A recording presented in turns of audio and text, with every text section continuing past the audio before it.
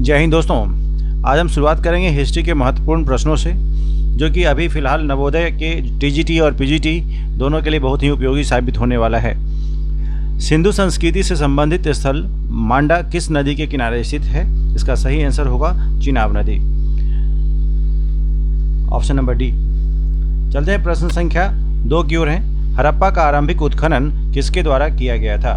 इसका सही जवाब होगा दयाराम साहनी के द्वारा। प्रश्न संख्या 3 की ओर है। पुरापाषाण युग का प्रमुख औजार क्या था? इसका सही आंसर हस्त कुठार होगा, ऑप्शन नंबर ए, जो कि सही है। प्रश्न संख्या 4 की ओर है। परिष्कृत औजारों का युग माना जाता है। इसका सही जवाब मध्य पाषाण युग है, ऑप्शन नंबर डी, जो कि सही है। प्रश्न संख्या 5 की ओर है। सैंधव सभ्यता का कौन सा स्थल समुद्र व्यापार का मुख्य केंद्र माना जाता था? इसका सही जवाब लोथल होगा, ऑप्शन नंबर डी, जो कि सही है। प्रश्न संख्या 6 की ओर है। ऋग्वेद में कौन से वैदिक देवता सहस्त्र वाले भवन में निवास करते हुए वर्णित हैं? इसका सही जवाब ए होगा, ऑप्शन इंद्र और अग्नि, ऑप्शन नंबर ए सही है। प्रश्न संख्या 7 की ओर है। भारत में आगमन के बाद आर्यों में सर्वप्रथम अपना निवास स्थान कहाँ बनाया? इसका सही जवाब होगा सप्त सैंधव प्रदेश, ऑप्शन नंबर डी, जो कि सही है। प्रश्न संख्या 8 की ओर है। यजुर्वेद के मंत्रों से देवताओं का आह्वान करने वाले को क्या कहा जाता था? इसका सही जवाब होगा याज्ञिक, ऑप्शन नंबर सी, जो कि सही है। प्रश्न संख्या 9 की ओर है। किस वेद में देवताओं का विवरण मिलता है? इसका सही जवाब होगा अथर्ववेद, ऑप्शन नंबर डी, जो कि सही है। प्रश्न संख्या 10 की ओर है। प्रश्न संख्या 10, इस प्रश्न संख्या 10 में है आदि शंकर का दर्शन क्या है? इसका सही जवाब द्वैत, अद्वैत, योग, इसमें से कोई ऑप्शन सही नहीं है, ऑप्शन नंबर इसका डी सही होगा। प्रश्न संख्या 11 की ओर है। अशोक के समय के ज़्यादातर अभिलेख किस भाषा में है? प्राकृत भाषा में है, ऑप्शन नंबर ए, जो कि सही है। प्रश्न संख्या 12 की ओर है। कनिष्क के समय में आयोजित चतुर्थ बौद्ध संगीति के सभापति कौन थे? इसका सही जवाब वसुमित्र होगा, ऑप्शन नंबर डी। प्रश्न संख्या 13 की ओर है। भगवान बुद्ध के द्वारा बताए गए मध्यम मार्ग का क्या अभिप्राय है?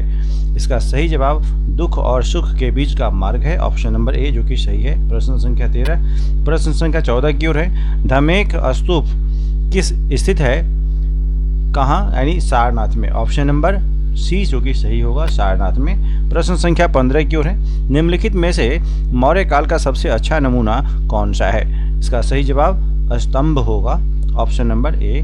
प्रश्न संख्या 16 की ओर है। अशोक के धम्म का सार किस अभिलेख में मिलता है? द्वितीय स्तंभ लेख से अशोक के धम्म का सार मिलता है, ऑप्शन नंबर ए, जो कि सही है। प्रश्न संख्या 17 की ओर है। जैन धर्म ग्रंथों का प्रथम संकलन कहाँ हुआ? वल्लभी, ऑप्शन नंबर बी, जो कि सही है। प्रश्न संख्या 18 की ओर है। निम्नलिखित में से कौन याज्ञवल्क्य स्मृति का टीकाकार नहीं है? इसका सही जवाब कुल्लुक भट्ट, यानी ऑप्शन नंबर डी, जो कि सही है। प्रश्न संख्या 19 की ओर है। प्रश्न संख्या 19, सोने के सिक्के भारत में सर्वप्रथम किसने प्रारंभ किए? ऑप्शन नंबर सी, जो कि Indo Greek, option number C, जो कि सही होगा, इंडो ग्रीक। प्रश्न संख्या 20 की ओर है। नाट्य शास्त्र किसने लिखा? नाट्य शास्त्र भरत ने लिखा था, ऑप्शन नंबर सी, इसका सही है। प्रश्न संख्या 21 की ओर है। किस युग को भारतीय इतिहास में क्लासिकल युग कहा जाता है? इसका सही जवाब गुप्त युग होगा, ऑप्शन नंबर सी, जो कि सही है। प्रश्न संख्या 22 की ओर है। सांख्य दर्शन के प्रणेता कौन थे? कपिल, ऑप्शन डी, जो कि सही है। प्रश्न संख्या 23 की ओर है। वत्स जनपद की राजधानी कहाँ थी? वत्स जनपद की राजधानी कौशाम्बी थी, ऑप्शन नंबर डी होगा। प्रश्न संख्या 24 की ओर।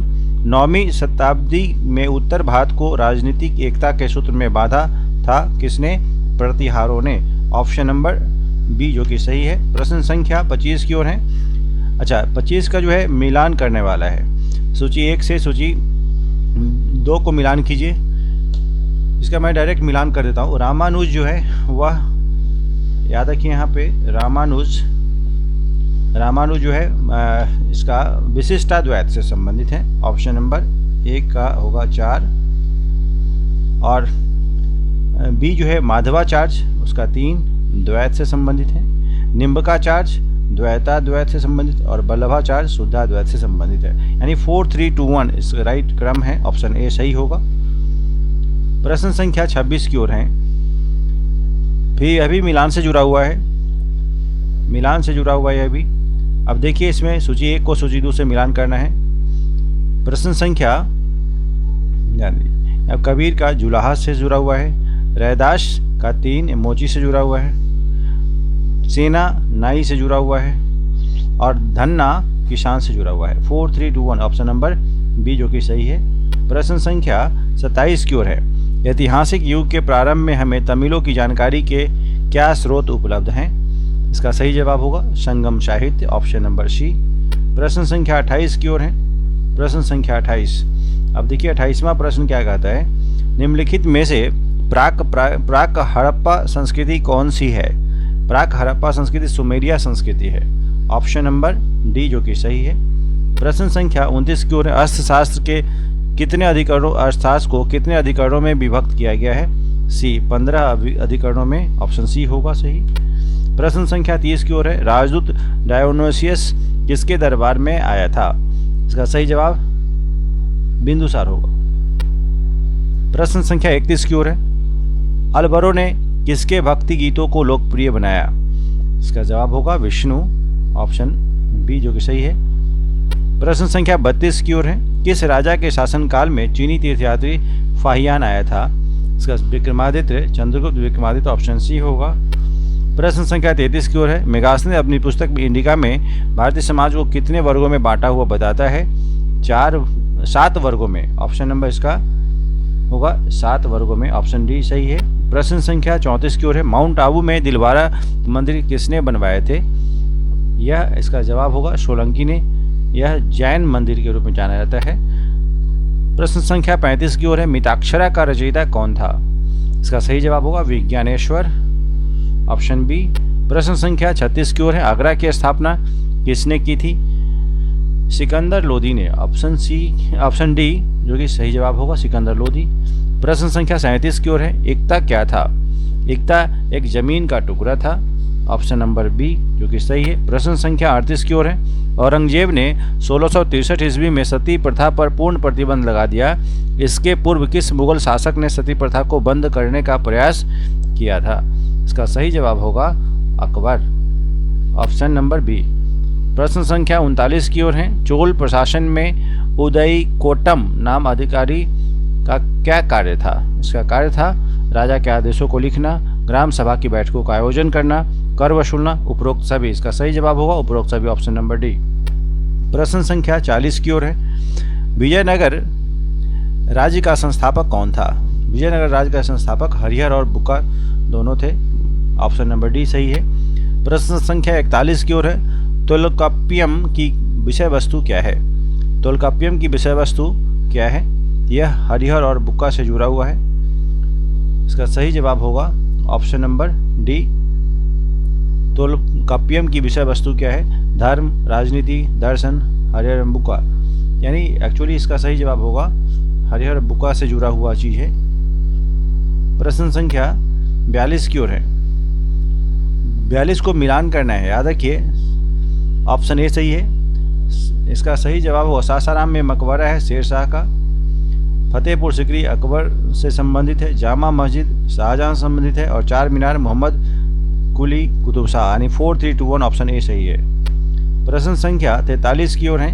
मध्यकाल में कश्मीर का सबसे महान सुल्तान कौन था जिसे बुधशाह भी पुकारा जाता है?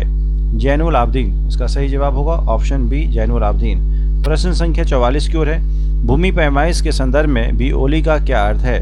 भिओली का अर्थ है प्रति इकाई क्षेत्रफल के आधार पर उत्पादित फसल का एक अनुपात निश्चित करना, भिओली कहलाता था, ऑप्शन बी जो कि सही है। प्रश्न संख्या 45 की ओर है। मंसूर और माधव किसके दरबार के मुख्य चित्रकार थे? इसका सही जवाब होगा जहांगीर, ऑप्शन बी सही है। प्रश्न संख्या 46 की ओर है। दिल्ली सल्तनत का प्रथम वैधानिक सुल्तान कौन था? इल्तुतमिश, ऑप्शन नंबर बी जो कि सही है। प्रश्न संख्या 47 की ओर है। गुप्त वंश का प्रथम शासक किसे माना जाता है? चंद्रगुप्त प्रथम को, ऑप्शन नंबर ए सही है। प्रश्न संख्या 48। अकबर द्वारा कौन सा निम्नलिखित सैनिकों में सर्वाधिक वेतनभोगी होता था? इसका सही जवाब होगा Sheesh Mahal, option number D. प्रश्न संख्या 49 की ओर है। मुगल सेना के निम्नलिखित सैनिकों में कौन सर्वाधिक वेतनभोगी होता था? इसका सही जवाब हो अहदी, ऑप्शन नंबर ए। प्रश्न संख्या 50 की ओर है। प्रश्न संख्या 50, प्रश्न संख्या 50वां जो है, तानसेन ने निम्नलिखित में से किस संगीत शैली या वाद्य यंत्र का आविष्कार किया था? इसका सही जवाब होगा इनमें से कोई नहीं। मियाँ की तोरी, रुद्रवीणा, दरबारी कहंगा इत्यादि। तो ये रहा 50 प्रश्नों की श्रृंखला। उम्मीद करता हूँ कि आपको अच्छा लगा होगा। Thank you so much.